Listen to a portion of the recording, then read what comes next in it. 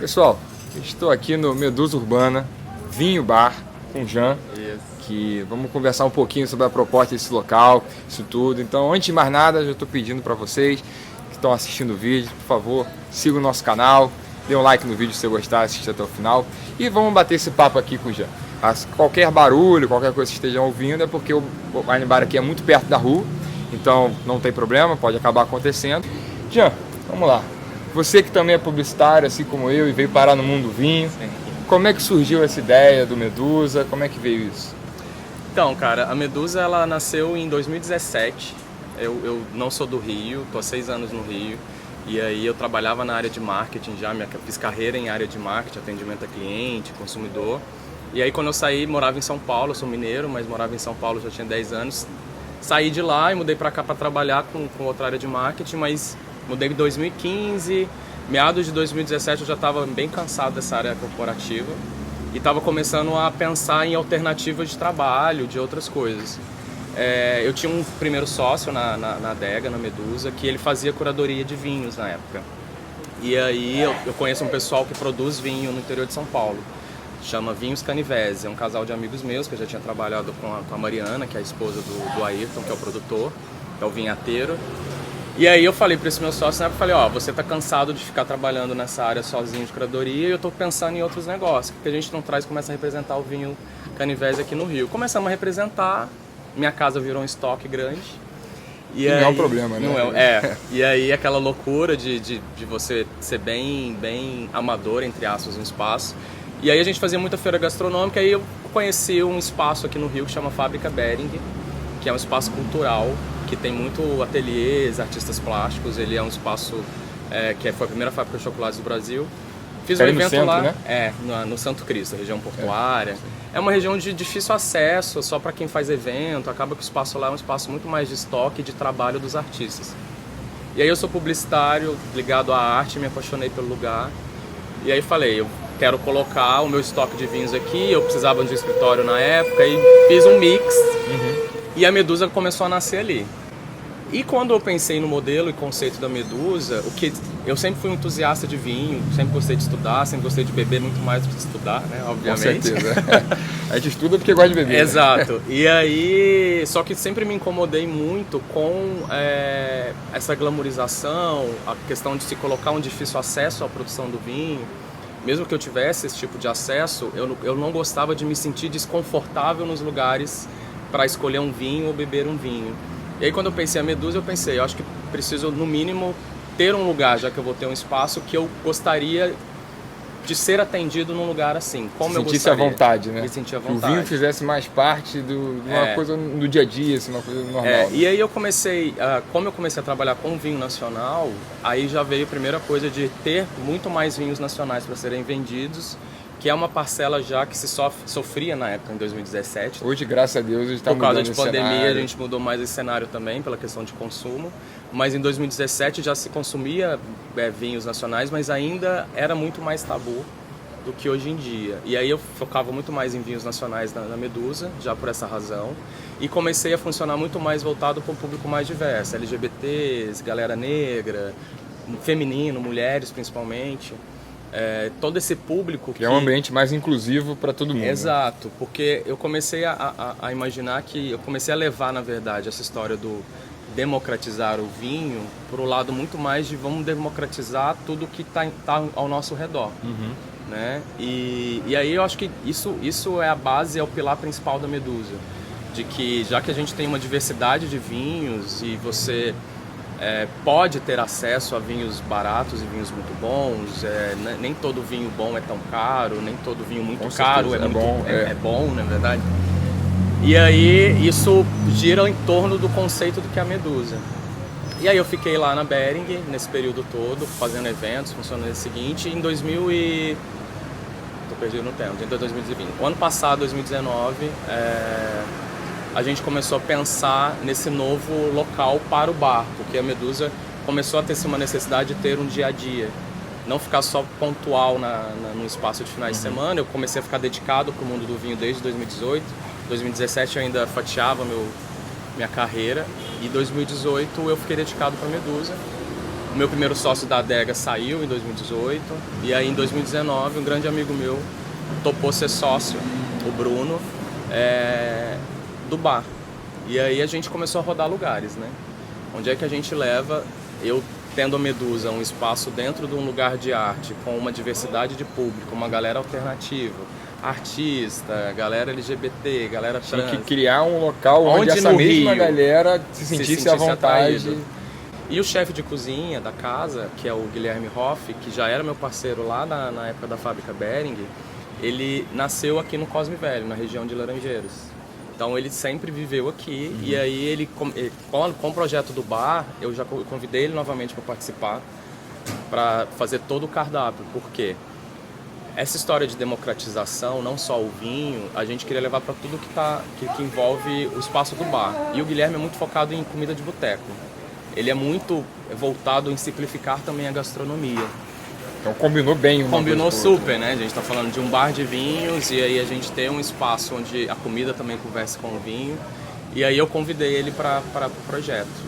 Aí, nesse convite, com o Guilherme focado nessa questão de comida de boteco, e aí a gente estava procurando espaço, e aí eu comecei a olhar para Laranjeiras, e aí... Que já é raro, né? Assim, só um parênteses aqui nessa história toda, que um lugar que se tome vinho com comida de boteco já não é... Que tem tudo a ver, tem tudo a ver. A gente tem uma diversidade de vinhos, uma diversidade de comidas, que a gente tem aquela mania de achar que comida de boteco só combina com cerveja, né? Cerveja. E o carioca é muito cervejeiro, o brasileiro é muito cervejeiro, a gente tem isso...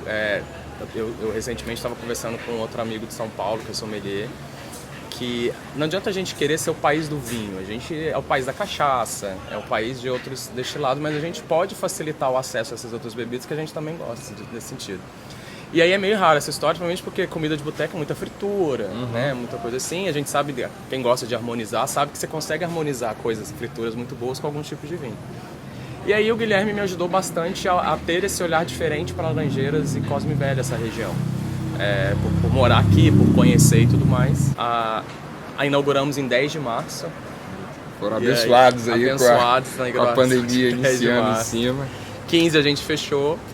Ficamos essa quarentena toda e desespero bate. A ideia era a gente manter as duas casas. Eu costumava brincar que o vinho bar, a Medusa, a primeira Medusa, ela tem... A Medusa Urbana tem uma assinatura, né? A Medusa Urbana, a primeira era a adega criativa e o bar é Medusa Urbana, a assinatura é vinho bar. Isso até um outro ponto interessante, que nessa onda, nessa pegada de você de democratizar, vocês não chamam de wine bar, né? Vocês chamam de vinho bar, né? Que é para deixar aquela mais próxima ainda. Né? Sim, porque... Mais abrasileirado. É muito disso, porque a gente fala de vamos trazer vinho brasileiro, vamos...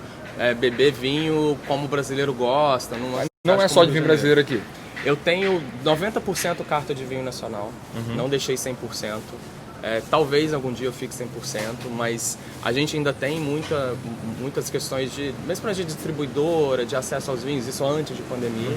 Agora o acesso aos vinhos nacionais começa a ficar melhor, né, por questões dos problemas das importações, mas eu ainda tenho uns 10% aí de alguns parceiros meus de vinho português, um italiano. E você dá preferência para pequenos produtores nacionais ou não? Depende, varia? Não, então, a ideia da... Como é feita essa escolha, né, de vocês da carta? A ideia da nossa carta de vinho, da seleção dos vinhos nossos, agora a gente está no momento onde eu estou com as grandes vinícolas. Mazarotto, Dom Cândido, Dom Afonso, essas vinícolas mais tradicionais. Mas a ideia é a gente ir transformando...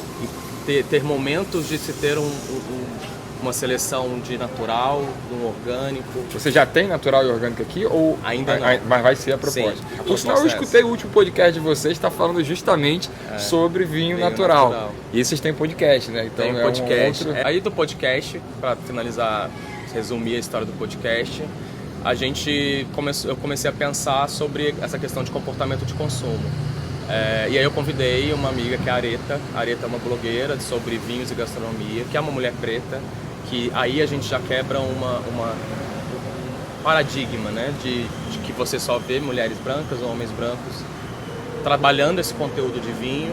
A Areta sabe muito mais do que eu de vinho, ela tem os W7 tudo da vida, é apaixonada. E aí ela é a minha co-apresentadora no podcast e a gente começou a tratar sobre comportamento. Então a gente fala, obviamente, de técnica, porque a gente tem uma galera que quer saber disso, como é que eu escolho vinho, como é que eu bebo no supermercado. Mas a gente foca nessa galera que está num grupo de minoria, né? Como é que num meio onde é tão elitizado, como é que a gente se comporta nisso? Como é que gays, travestis, pretos, mulheres, a gente tá nesse meio, como é que a gente está trazendo o vinho para esse olhar diferenciado? Eu não sei se a gente consegue perceber que eu procuro muito ir além do consumo da bebida. Sim, dá pra perceber em todos os seus, da proposta toda. Porque nasce no vinho de consumo e a gente traduzir isso da diversidade do vinho, que você pode ter lugares para fazer o técnico, para fazer a tradição, e é importante. Não tem problema, exatamente. É importante. Né? É importante pra gente Mas é importante mais. também ter locais onde isso não é uma regra. Não precisa ser chato, é aquela coisa que a gente vive muito hoje, é a posição da vida das pessoas acima disso. Né? Vocês têm até drink com vinho aqui, né? Temos. Que é caipirinha com vinho, gin com vinho, que também tá em alta aí hoje. São os outros tabus, né? Porque quando você tá com a galera muito tradicional, os drinks permitidos é sempre uma sangria, um clericot, um porto tonic, né? Um aperol, uma mimosa, essas coisas assim. E a gente começou a trabalhar um pouco sobre... Eu sou um bar, obviamente eu tenho que trabalhar com drinks também, mas os drinks têm que ser muito focados pro mundo do vinho, porque eu sou um bar de vinho, né? E aí a gente trouxe a tradição do nacional, que é a caipirinha, né? A gente fez uma releitura disso, para não afetar também essa bebida clássica nossa, e virou caipivinho.